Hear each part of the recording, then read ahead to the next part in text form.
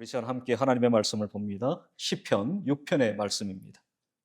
시편 6편 1절부터 10절입니다. 구약 성경 807쪽입니다. 우리 함께 읽으실 때는 1절과 2절, 2절을 우리 함께 봉독하도록 하겠습니다. 시편 6편 1절과 2절입니다. 우리 같이 읽습니다. 여호와여, 주의 분노로 나를 책망하지 마시오며 주의 진노로 나를 징계하지 마옵소서. 여호와여, 내가 수척하였사오니 내게 은혜를 베푸소서. 여호와여, 나의 뼈가 떨리오니 나를 고치소서. 아멘. 기도합니다. 아버지 하나님, 감사합니다. 오늘도 우리를 불러주셔서 감사하고 또한 이 시간 하나님의 말씀을 들려주심을 감사합니다. 우리의 심령에 하나님의 말씀이 잘 박힌 못이 되어 일평생 뽑히지 않는 말씀이 되게 하시고 이 말씀이 나의 삶을 온전히 주장케 하여 주옵소서. 예수님의 이름으로 기도합니다. 아멘. 우리 좌우에 계신 분들과 한번 인사할까요? 큰 은혜 받읍시다. 그렇게 한번 인사합시다. 우리나라 인구의 80%가 앓고 있는 만성 질환이 있습니다. 뭘까요? 우리나라 인구의 80%가 앓고 있는 만성 질환이 하나 있어요. 그게 뭔지 아십니까? 안구 건조증입니다. 다양한 원인으로 인해 가지고 눈물 분비가 적거나 과도하게 증발되어서 안구 표면에 손상을 가져오는 것을 말하죠. 안구 건조증. 저는 그렇게 많은 분들이 이러한 안구 건조증으로 힘들어하는지 몰랐어요. 그런데 인터넷을 이렇게 검색하다 보니까 인구의 80%가량이 만성질환으로 이 안구 건조증을 앓고 있다. 그렇게 나와 있더라고요. 저 자신도 이렇게 안구 건조증이 좀 심해요. 그래서 오늘처럼 이렇게 히터를 많이 틀면 눈이 막 뻑뻑하니 힘이 듭니다. 여러분, 최근에 한번 속 시원하게 눈물을 한번 쫙 흘려본 적이 있습니까? 어떤 이유인지 가리지 않고 말이죠. 여러분의 눈에서 닭똥 같은 눈물이 뚝뚝뚝 하고 떨어져 본 적이 있습니까? 옛날에는 있었죠. 네. 지금은 어떠세요? 옛날과 비교해서 지금의 나의 모습을 보면 언제 내가 눈물을 그렇게 좀 많이 쏟아놓았을까, 흘렸을까 기억이 잘 나지 않을 것 같아요. 저 자신도 그런 것 같습니다. 예전에 비해서 지금의 나의 모습을 보면 눈물이 어느 순간 나도 모르게 조금씩 메마르다가 마침내 눈물이 완전히 메말라버린 모습을 발견하게 됩니다.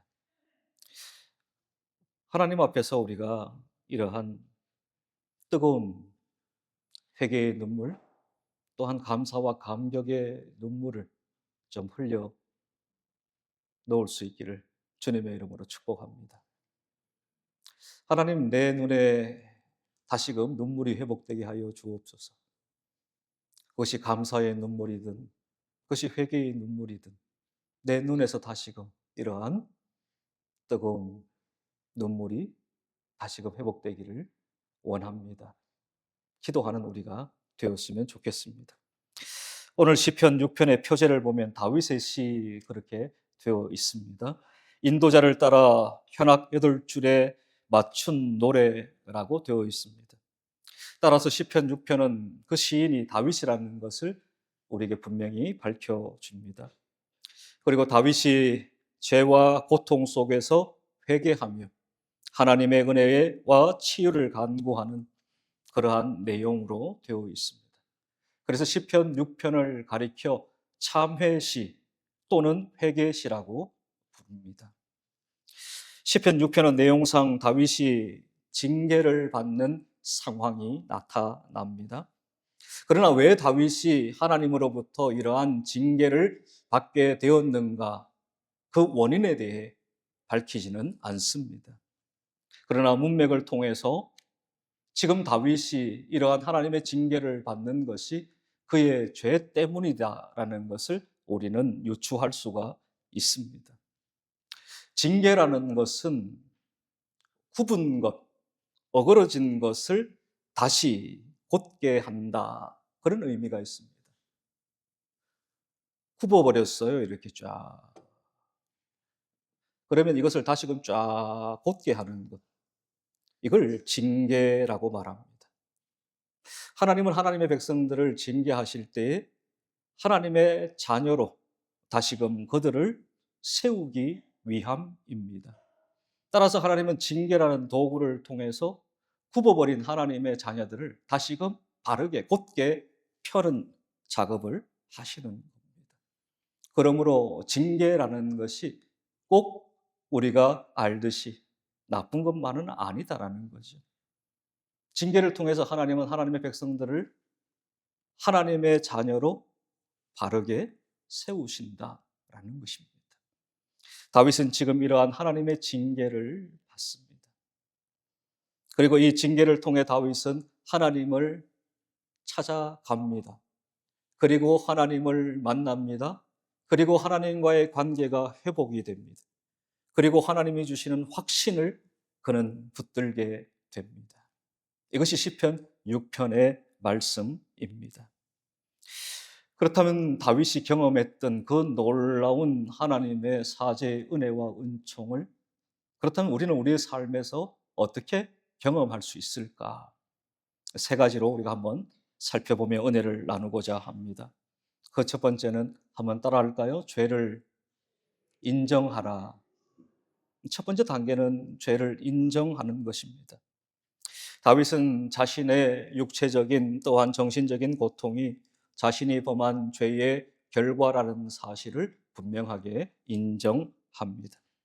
이 징계가 사람에게서부터 온 것이 아니라 이 징계는 내가 지은 죄에 대한 하나님으로부터 온 것이다 라고 다윗은 인정한다는 것입니다. 1절을 한번 보겠습니다. 우리 같이 1절 말씀을 읽습니다. 여호와여 주의 분노로 나를 책망하지 마시오며 주의 진노로 나를 징계하지 마옵소서. 아멘. 여기서 다윗은 여호와여라고 하나님을 부릅니다. 그리고 그 분노가, 그 진노가 주의 분노라고 말합니다. 주의 진노라고 말씀하고 있습니다. 지금 내가 당하는 이러한 징계는 내가 지은 죄에 대한 하나님의 공정한 보응이라는 사실을 다윗이 인정하고 있는 것입니다. 다윗은 죄의 심각성을 자신의 몸으로 직접 체험하게 됩니다. 2절과 3절을 제가 읽습니다. 여호와여 내가 수척하였사오니 내게 은혜를 베푸소서. 여호와여 나의 뼈가 떨리오니 나를 고치소서. 나의 영혼도 매우 떨리나이다. 여호와여 어느 때까지니까? 라고 말씀합니다. 다윗은 하나님의 징계를 몸소 체험하고 경험해요. 그리고 다윗은 이렇게 고백하죠. 내가 수척하였사오니 라고 고백합니다. 이 내용은 내가 기력이 쇠하였다라는 말이에요. 이걸 NIV 영어 성경을 보게 되면 faint라고 되어 있는데 그 내용은 이것입니다. 실신하다, 졸도하다, 기절하다 그런 뜻입니다. 그 정도로 지금 다윗은 하나님의 징계로 말미암아 영적으로나 육적으로나 매우 힘겨운 상황에 놓여 있음을 잘 보여주고 있습니다. 그러면서 이어서 다윗은 나의 뼈가 떨립니다. 나의 영혼이 매우 떨립니다. 그렇게 고백을 하고 있습니다. 하나님의 징계로 말미암아 나의 영육이 매우 두렵고 떨린다라고 고백합니다. 이것은 다윗이 지금 심신이 매우 쇠약해져 있는 상태를 가리키는 것입니다. 이처럼 죄는 우리의 영육에 심각한 근심과 손상을 가져오게 됩니다. 잠언 17장 22절입니다. 우리 같이 읽습니다. 마음의 즐거움은 양약이라도 심령의 근심은 뼈를 마르게 하느니라. 아멘. 심령의 근심은 뭘 마르게 한다고요? 뼈를 마르게 한다. 뼈가 말라버리면 어떻게 될까요? 제가 의사는 아니지만 뼈가 말라버리면 사람이 죽는 겁니다. 결국에는 죽는다라는 거죠. 그러므로 죄의 심각성을 우리는 늘 잊지 말아야 합니다. 오늘날 죄를 가벼이 여기며 죄를 죄로 여기지 못하는, 인식하지 못하는 세상 가운데 우리가 함께 뒤섞여 살아가고 있습니다. 그러나 이러한 세상 가운데 우리가 다윗처럼 죄에 대한 심각성, 죄의 무게를 결코 간과해버려서는 안 된다라는 것입니다. 죄에 대한 가장 심각한 무서운 형벌이 무엇인지 아십니까? 그것은 바로 죄에 대해 무감각해진다는 거예요. 죄를 죄로 여기지 못하게 되고 죄를 죄로 인식하지 못하게 되는 것. 그것이 죄에 대한 가장 무서운 형벌입니다. 어느덧 나의 삶에서 무감각해진 죄는 없는지를 우리는 살펴보아야 할 것입니다. 죄에 대해서 민감해져야 돼. 예전에는 죄에 대해서 민감했는데 이제는 죄를 봐도 전혀 그것이 죄로 여겨지지 않는다라는 것은 매우 심각한 문제라는 것입니다. 오늘 본문에서 다윗은 죄를 죄로 인식하고 있다는 것입니다.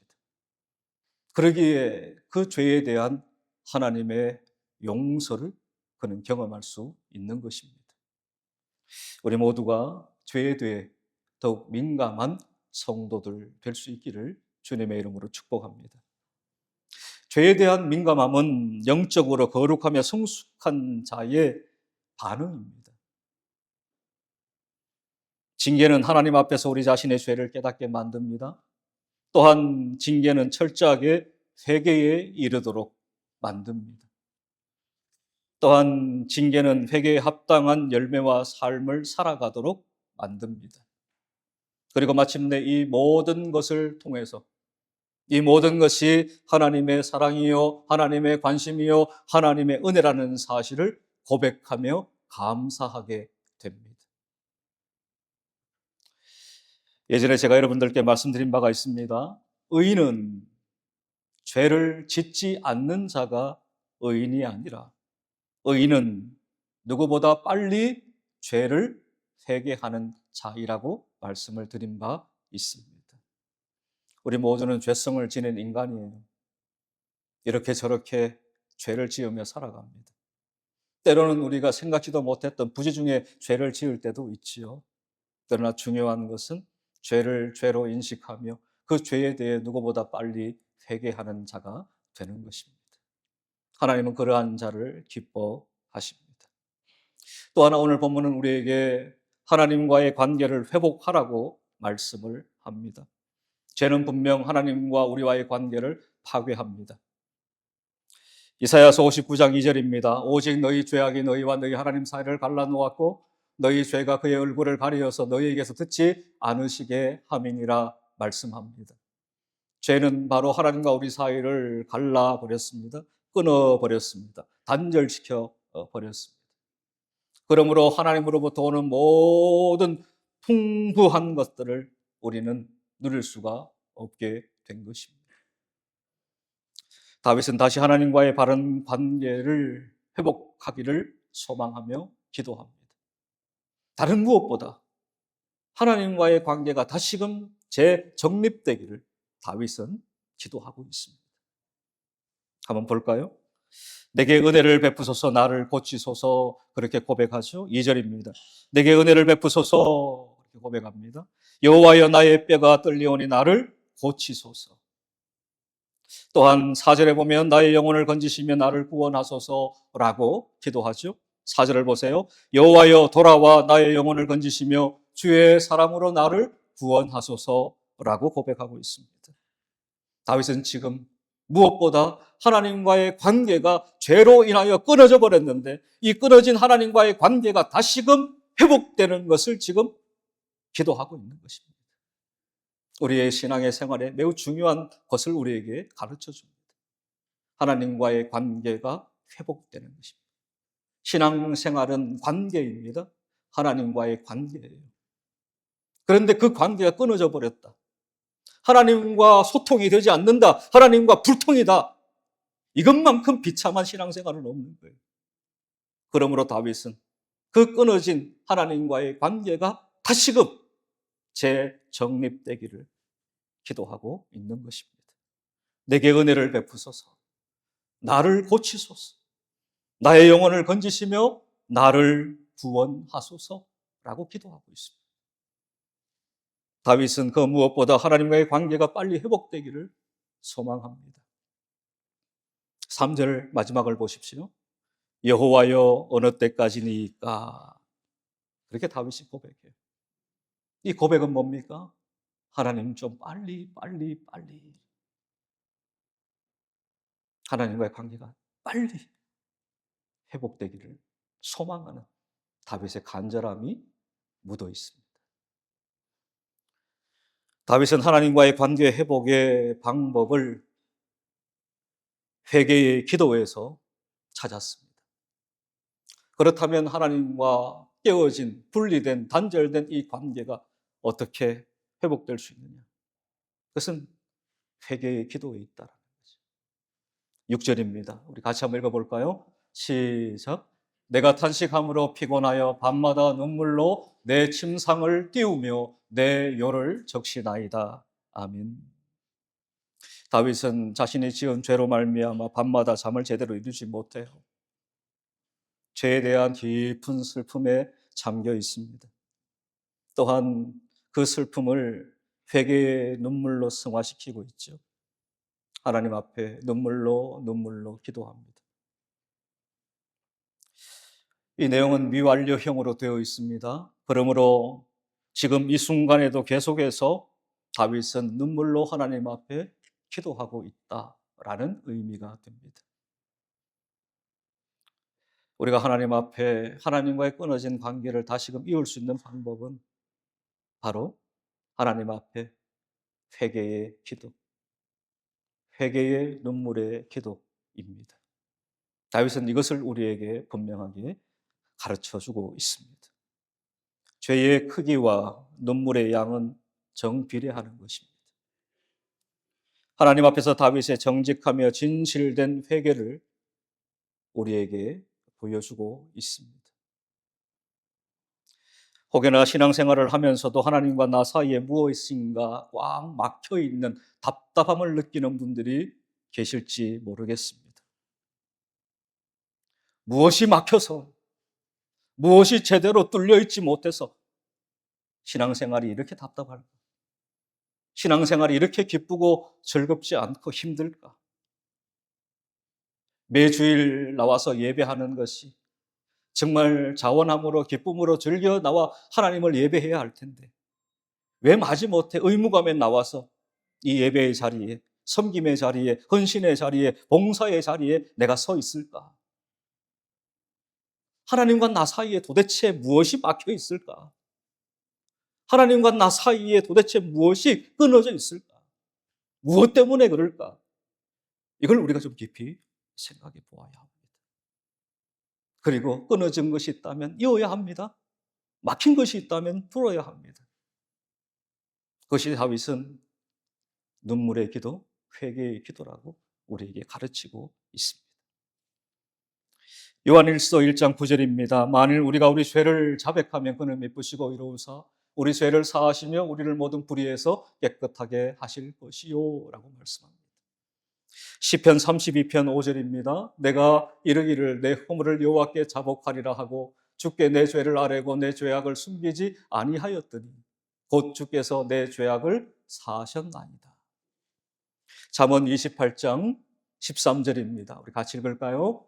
자기의 죄를 숨기는 자는 형통하지 못하나 죄를 자복하고 버리는 자는 불쌍히 여김을 받으리라. 아멘. 하나님의 말씀은 우리에게 회개하는 자에게 주시는 하나님의 용서가 있다고 가르칩니다. 회개하는 자에게 주시는 하나님의 긍휼하심이 있다고 우리에게 가르칩니다. 막힌 것 어떻게 해야 된다고요? 그냥 두면 안 돼요. 뚫어야 하는 겁니다. 끊어진 것 그냥 두면 안 되겠죠? 어떻게 해야 될까요? 다시 이어야 되는 거죠. 이것이 바로 눈물의 기도, 회개의 기도이다라는 것입니다. 여러분들이 살면서 아침에 일어났는데 세면기가 막혀 있을 때가 있지요. 또한 여러분들이 아침에 일어났는데 설거지를 하려고 보니까 싱크대가 꽉 막혀 있는 경험을 한 적이 있죠. 아침 일찍 이런 말씀을 드려 죄송합니다. 아침에 이제 변을 보려고 화장실에 들어갔는데 변기가 꽉 막혀 있는 경험을 하신 적이 있지요? 여러분들은 없습니까? 저는 가끔씩 그 경험해요. 그러면 얼마나 답답한지 몰라요. 그러면 그것을 그냥 내버려 둡니까? 그러지 않죠. 어떻게 합니까? 뚫어뻥을 가지고 뚫어뻥 하는 거죠. 그러면 뻥 하고 뚫릴 때 그 쾌감 여러분 아십니까? 막혔던 것이 唰 하고 물이 내려갈 때 그 쾌감을 여러분 아세요? 신앙생활도 마찬가지. 답답하게 막힌 채로 신앙생활 하지 말고 뚫어야 돼. 뻥 하고 뚫어야 돼. 그 하나님과 나와의 소통이 이루어지는, 성도와 성도 간의 소통이 이루어지는, 그래야만 여러분의 신앙생활이 기쁘고 즐거운, 구원의 기쁨이 있는 거예요. 구원의 감격이 있는 거예요. 구원의 즐거움이 있는 거예요. 교회 나오는 것이 기쁘고 기다려지고 신나는 거죠. 막힌 것을 뚫는 방법은 눈물이 회복되는 겁니다. 기도가 회복되는 것입니다. 하나님 앞에 철저한 회개가 선행되어야만 가능한 것입니다. 끝으로 세 번째는 하나님의 회복을 확신하라고 오늘 성경이 우리에게 권면합니다. 오늘 성경을 보게 되면 갑자기 이 시편 6편의 분위기가 급반전하게 됩니다. 다윗은 믿음과 확신으로 고통과 절망을 극복하게 되어 그리고 확신에 찬 고백을 쏟아놓게 됩니다. 다윗을 사로잡고 있던 모든 두려움과 낙심은 온데간데 없이 다 사라져버리고 맙니다. 새로운 용기가 생겨나요. 새로운 희망이 샘솟게 됩니다. 그 이유가 무엇입니까? 하나님과 다윗 사이에 막힌 것이 뚫어지고 하나님과 다윗 사이에 끊어진 것이 다시금 재연결되었기 때문에. 그것이 8절 9절의 말씀입니다. 한번 보십시오. 여호와께서 내 울음소리를 어떻게 해요? 들으셨도다. 다윗은 고백해요. 내가 하나님 앞에서 회개하며 통회하며 자복하며 눈물을 쏟아놓았는데 하나님께서 내 울음소리를 외면치 않고 내 울음소리를 하나님께서 들으셨다라고 다윗이 고백합니다. 됐다라는 거예요. 이제는 통했다라는 것입니다.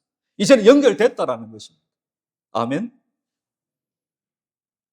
9절을 보십시오. 여호와께서 내 간구를 들으셨으며 여호와께서 내 기도를 받으시리로다. 하나님과의 올바른 관계의 회복으로 말미암아 슬픈 탄식의 간구가 이제는 완전히 급반전되어서 확신과 기쁨으로 나아가고 있는 것입니다. 또한 다윗은 원수를 향하여 이렇게 담대하게 소리칩니다. 8절에 악을 행하는 너희는 다 나를 떠나라. 그렇게 되죠. 이것이 가능한 이유는 막힌 것이 뚫어졌기 때문에, 이게 가능한 이유는 끊어진 것이 연결되었기 때문에, 이 확신이 있기 때문에 다윗은 이렇게 대적들을 향하여 원수들을 향하여 강하고 담대하게 소리칠 수 있는 것입니다. 다 나를 떠나라 이제. 여러분 앞에 있는 모든 어려움과 힘듦과 괴로움이 있습니까? 여러분을 고통스럽게 만드는 것들이 있습니까? 그것이 문제인 것처럼 보일 때가 있을 거예요. 그러나 근본적인 원인, 근본적인 문제는 그것이 아니에요. 뭐예요? 하나님과의 관계. 하나님과의 관계가 막혀 있는지를 점검해야 돼요. 하나님과의 관계가 끊어진 데는 없는지를 먼저 점검해야 합니다. 막힌 것을 뚫고 끊어진 것을 이어가면 이내 우리의 인생 가운데 우리를 힘들게 하고 우리를 고통으로 몰아가는 그 모든 것들이 이내 다 사라지고 마는 것입니다. 우리를 하나님의 사랑에서 끊을 수 있는 것은 아무것도 없습니다. 하나님의 사랑은 어제나 오늘이나 변함없이 우리를 사랑하세요. 여러분 성경을 한번 볼까요? 로마서 8장으로 갑니다. 39절입니다. 우리 같이 읽겠습니다. 높음이나 시작. 높음이나 깊음이나 다른 어떤 피조물이라도 우리를 우리 주 그리스도 예수 안에 있는 하나님의 사랑에서 끊을 수 없으리라. 그 어떠한 것도, 그 누구도 하나님의 사랑에서 우리를 끊을 수 있다 없다? 없다. 그 하나님의 사랑이 지금도 우리와 함께 하십니다. 말씀을 정리합니다. 시편 6편은 참회 시입니다. 회개 시입니다. 메마른 두 눈을 가지고 살아가는 우리들을 향하여 다시금 하나님 앞에서 뜨거운 회개의 눈물을, 참회의 눈물을 쏟아 놓을 것을 우리에게 권면하고 있습니다. 다윗은 자신의 죄를 깨닫습니다. 지금 내게 닥친 이 모든 어려움과 환난, 징계가 나의 죄로 말미암은 것이다라고 다윗은 깨닫습니다. 그리고 그 깨달음을 가지고 하나님 앞에 나아가 기도합니다. 회개합니다. 그리고 하나님과 나 사이에 막힌 것을 뚫어냅니다. 하나님과 나 사이에 끊어진 것을 다시금 이어붙입니다. 그리고 하나님 주시는 그 구원의 기쁨과 즐거움과 확신을 다윗은 다시금 회복합니다. 우리 사랑하는 원일의 성도님들, 나와 하나님 사이에 막힌 것은 없는지, 나와 하나님 사이에 끊어진 것은 없는지를 하나님의 말씀을 통해 점검해 볼 수 있기를 바랍니다. 사람이 문제가 아니에요.